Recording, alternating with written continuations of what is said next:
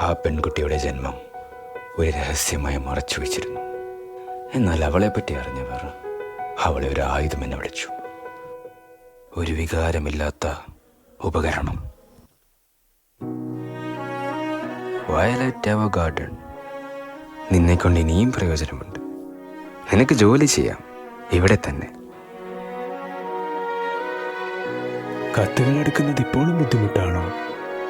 ഞങ്ങളുടെ auto memory doll service ഉപയോഗപ്പെടുത്തിയതിന് വളരെ നന്ദി.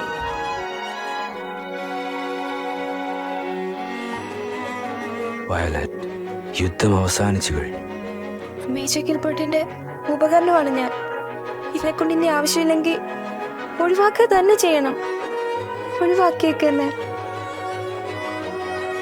വയലറ്റ്, നീ ജീവിക്കും സ്വതന്ത്രമായി.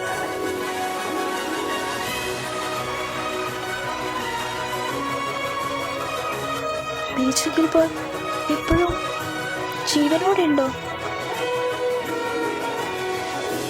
ഇനി മുതൽ നീ ഒരുപാട് കാര്യങ്ങൾ പഠിക്കും.